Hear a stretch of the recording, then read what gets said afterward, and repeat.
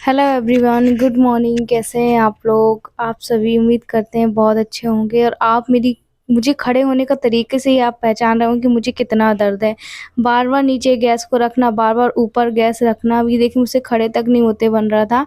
और इसी चक्कर में ना मेरे साथ एक बड़ा हादसा हो गया, हम मौत के मुँह से बचे हैं, मैं ये आप लोगों को बता दूँ। मुझे ये बोलते हुए बिल्कुल भी अच्छा नहीं लग रहा है, पर आपको मैं जो आज बताने जा रही हूँ वो आप इमेजिन भी नहीं कर सकते। भगवान विघ्नहर्ता गणेश भगवान जी ने हमारी बहुत-बहुत हमें बचा लिया सच में आज। नहीं बे यहाँ पे मैं रोटियाँ सेक रही थी और अभी सुबह का टाइम था और ये ऊपर-नीचे गैस रखते-रखते ही ना मेरे साथ रात को ये हादसा हुआ। यहाँ पे जो बासी रोटियाँ हैं उनको मैं गरम अपने लिए कर रही हूँ कि मैं गरम करके रोटियों को खा लूँगी, क्योंकि सुबह की शाम की रोटी मैं खा लेती हूँ। अपने हस्बैंड को भले ही फ्रेश रोटी दूँ, पर मैं ऐसी रोटी खा लेती हूँ। उनको अभी बनाना है तो लौकी कट करके भी रखी है मैंने। और आपको मैं पीछे से लग रही होगी कि मैं झुकी-झुकी, क्योंकि मुझसे मेरी कमर सीधी ही नहीं हो रही है। मुझे पता नहीं क्या हो गया ऐसा। और अभी आप बोल रहे थे आरती जेल लगाइएगा, शायद आपको आराम मिले, या आप तेल मसाज कीजिएगा। तो देखिए खुद से तो मैं नहीं कर सकती, पर कोशिश मैं ज़रूर कर रही हूँ। हल्दी और प्याज होता है ना, उसको गरम करके भी रखा था, कुछ भी आराम नहीं है, शायद मुझे एक्स-रे ना करवाना पड़े।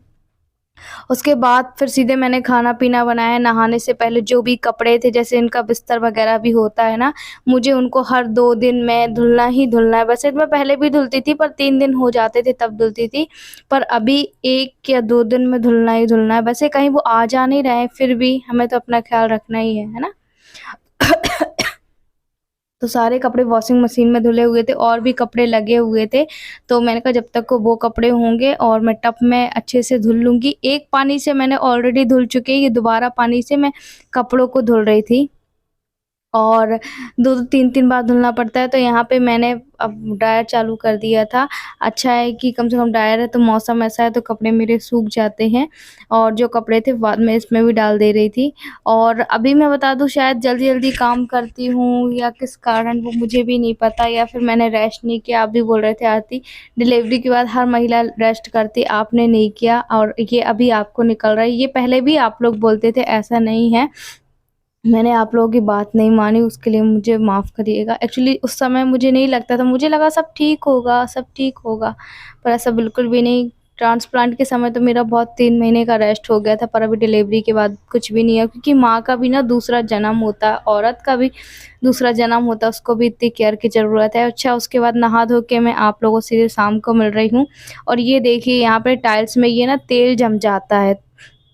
तो ऐसे मैं जैसे साफ़ करती हूँ ना, जैसे जिससे हम बर्तन वग़ैरह धुलते हैं, उसके अंदर के लिए मैंने अलग रखा हुआ है, तो उससे ना ये चीज़ें साफ़ नहीं हो पाती है, तो फिर मैं ना कैंची लेके साफ़ कर रही थी, और ये सब चीज़ें मुझे बहुत अजीब लगती है जब खुद को देखती हूँ। और ये देखिए, ये जमा हुआ तेल है, जो हम खाना-पीना बनाते हैं ना, ऐसे ऐसे जल्दी तो नहीं लगता है कि बहुत जल्दी लग जाता हो, पर हाँ, 2-3 महीने में साफ़ करती रहती हूँ मैं। और अभी देखिए इतना ध्यान रखने के बाद, उसके बाद मेरे साथ इतना बड़ा हादसा हुआ ना, वो अगर मैं उस बारे में बात भी कर रही हूँ तो मेरा बहुत वो लग रहा है मुझे। अच्छा, उसके बाद देखिए मैंने छोटा टेबल रख दिया था, ये देव के पढ़ने वाला टेबल है। वो टेबल मैंने बाहर बैठा दिया था, और उस साइड जिस साइड इन्होंने मुँह किया है ना, उस साइड नर्मदा जी हैं, तो कहते हैं उस साइड पैर नहीं करते, इसलिए इन्होंने मुँह कर लिया था और पैर इस साइड कर दिए थे। सब चीज़ों से बहुत फ़र्क होता है। अच्छा, आज शिव को ना टीका लगाया गया है, तो वो भी परेशान कर रहा था, और क्या करती मैं अब। देखिए, मुझे तो दोनों का ही ख़्याल रखना है ना, चाहे छोटे हों, कहते हैं छोटे बच्चे, बीमार इंसान और बुज़ुर्ग, ये तीनों एक समान होते हैं। इनका बच्चों की तरह हमें ख़्याल रखना है होता है, क्योंकि छोटे बच्चे तो नासमझ होते हैं, और जो बीमार व्यक्ति होते हैं वो ऑलरेडी चिड़चिड़े हो जाते हैं, तो उनका हमें बहुत अच्छे से ध्यानपूर्वक ख़्याल रखना चाहिए। और जो बुजुर्ग होते हैं, जो बुजुर्ग लोग होते हैं ना, वो थोड़ा-सा उनमें बचपना आ जाता है, तो उनका भी हमें बहुत अच्छे से ख़्याल रखना चाहिए। तो यहाँ पे आप मैं दोनों को इस तरीके से मैं अच्छा, जो-जो आयुर्वेदिक मुझे कोई बता रहा है ना कि ऐसा नहीं, ऐसा करो, जो आयुर्वेदिक चीज़ें जैसे डॉक्टर के इलाज के लिए तो हम कुछ कर भी नहीं रहे हैं। जो मेरे हस्बैंड को देखो कितना ज़्यादा फदका हुआ आपको दिख रहा है, पता नहीं इनको ऐसी प्रॉब्लम क्यों हो रही है, बस डॉक्टर ने पाउडर लिखा, वो जो नीला ढक्कन आपको दिख रहा है वो। तो यहाँ पे किसी ने बताया कि आटा की लोई बना के रखो, उसके ऊपर गर्म तेल डालो तो इससे थोड़ा सा आराम लगेगा। तो जो कोई बता रहा है, इनको दर्द इतना होता है ना, पैर फटकते हैं। तो अभी मैंने इनको आटा की लोई लगा के आई हूँ। ये देखिए आटा की लोई लगी हुई थी और तेल गरम करके डिजाना है। सबको भी आज लगा है इंजेक्शन, 2 पैर में 1 हाथ में, क्योंकि 4 महीने वाला लगना था। 2 निमोनिया के इंजेक्शन लगे हैं और 1 पोलियो का लगा है। सुबह उसको 11 बजे ले गई थी। अब वो ऐसे तो बिस्तर में रह लेता, आराम से सो जाता, पर जिस दिन बच्चे को टीका लगता है ना, तो उस दिन फीवर भी आता है 2 दिन तक। गोलियां दी हैं मैंने, गोलियां दे दी हैं, पर फिर भी बिस्तर में नहीं रह रहा। गोदी चाहिए, क्या करें, कुछ तो करना पड़ेगा ना। आज भैया को भूख बहुत चढ़ी है और ये बुखार चढ़ती है तभी फ़ायदा करता है। सिकाई बोली करने को, मैं सिकाई करूँगी।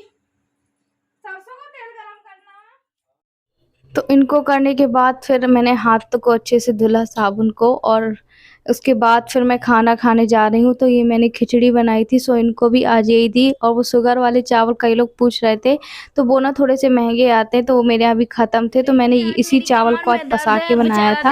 आपको दिख ही रहे होंगे। और खिचड़ी और रोटी उन्होंने खाई थी। पापा की भी तबीयत खराब है, तो आज देव रोटी बना रहा है। और ये सारी सब्जी मैं अभी लेकर आई हूँ। बना लो रोटी। क्या बना रहे हो? तो पापा से बोल दो, पापा आज मैं ओटी बना रहा हूँ। पापा मैं आज ओटी बनाया। हाँ बना दो। कितनी बनाओगे आप? 4। अच्छा, फिर मैं क्या खाऊंगी? तो 4 बनाओगे तो। आज तक ये वाली रोटी खाएंगे। और आप? मैं तो 10 रोटी खाऊंगा। 10 रोटी? हाँ। अच्छा ठीक है, बना लो। गोल बनाओ, पर दिखाओ कैसी बनाए हैं आपने। हाँ, मम्मी की रोटी गोल गोल, पर ये तो गोल ही नहीं है यार। मम्मी की रोटी गोल गोल, पापा का पैसा गोल गोल। अभी मैंने यहीं बैठ के रोटियां सेकी है, तो देव बोल रहा लाओ मम्मी मैं बना देता। ये देखो परथन भी बढ़िया अच्छे से लगा रहा है ना। बना दो भैया, बना दो। आहा, बोला लाइक करना मेरी रोटी को, बोल दो। तो आपने देखा देव मेरे साथ रोटियां बनवा रहा था। एक्चुअली वो रोटियां कम बनवा रहा था, बस मैं उससे बोल रही थी ना। देव वो मुझे देख रहा था कि मैं तकलीफ़ में हूँ, कहीं प्याज हल्दी लगा रही हूँ, कहीं तेल लगा रही हूँ अपने आप से खुद से। तो बोला था मम्मी आपको क्या हो गया? तो मैंने बोला बेटू हमसे बैठते नहीं बन रहा, खड़े होते नहीं बन रहा। एक्चुअली खड़े रहो तो बैठते नहीं बनता है, बैठ जाओ तो खड़े होते नहीं बनता।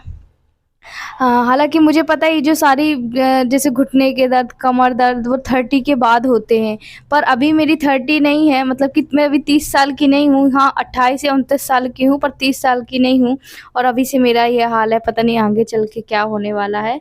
तो यहाँ पे मैं अच्छा जैसे भी जहाँ भी रहती हूँ ना, तो जैसे देव ऊपर खेल रहा है तो शिव को नीचे साइड में लेटा देती हूँ। उसके बाद ये नाइट का समय है। नाइट में मैंने पहले शिव को क्या आज तेल वगैरह नहीं लगना था, क्योंकि उसको इंजेक्शन लगा था, तो मैं देव को तेल लगा रही हूँ। और इनको मैंने लिटा दिया था, इनको जो भी करना था वो कर दिया था। और अभी ना मैंने टाइम टेबल एक बनाया हुआ है, और वो दरवाजे के पीछे चिपका दिया है कि मुझे इतने बजे ये काम करना, इतने बजे मतलब मुझे करना है तो करना है। और शिव यहाँ पे इसलिए बार-बार रो रहा है क्योंकि इंजेक्शन लगे हैं, उसको पेन हो रहा है। हालाँकि मैंने सिकाई की, फिर भी उसको दर्द हो ही रहा है। Good morning, how do you do? I get very well, and I hope Unandu. I see the moon.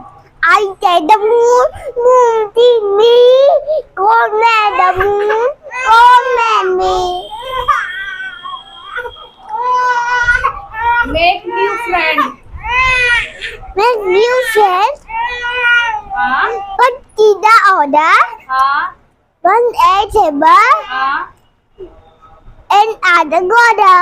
Wow, very good. Thank you बच्चे। सुनो, अब बैठ जाओ नीचे। अब आपको अल्फाबेट वाले पढ़ना है, ठीक है?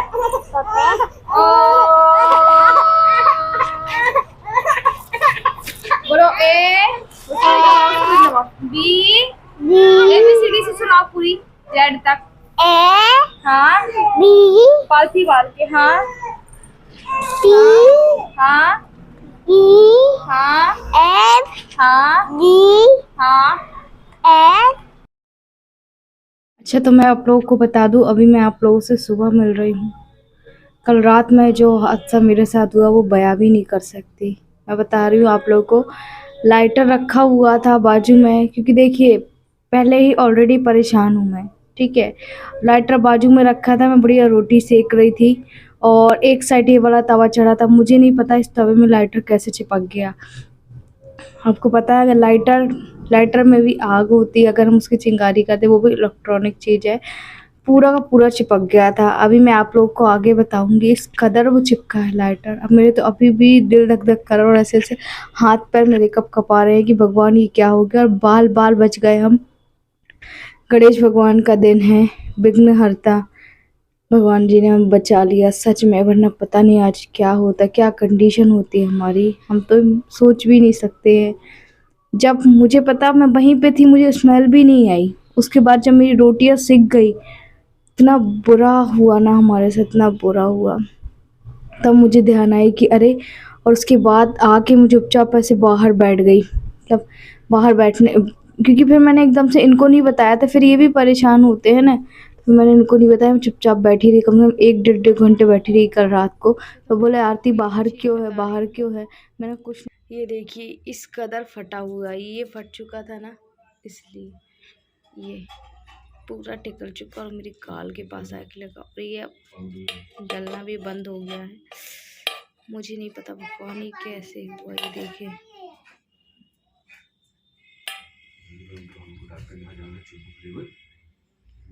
देखिए सब की सब देव और शिव को हम जैसे तैसे सुला दिया था। हस्बैंड भी जग रहे थे, मैं भी जग रही थी। बहुत जड़ से फटा हुआ था। बताई कि मेरे साथ ऐसा हादसा हुआ कि लाइटर उस तवा में चिपक गया था।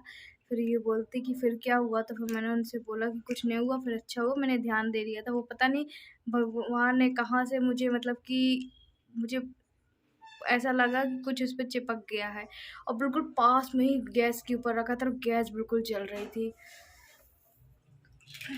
आप समझ सकते हैं, बाजू में ही गैस सिलेंडर था, गैस थी और सब थे। सोच सोच के ना थर थर थर थर काँप रही हूँ। भगवान, ऐसी अनहोनी कैसे हो सकती है। बड़ी अनहोनी भगवान ने हमारे लिए टाल दी है। सब भगवान की कृपा है सच में।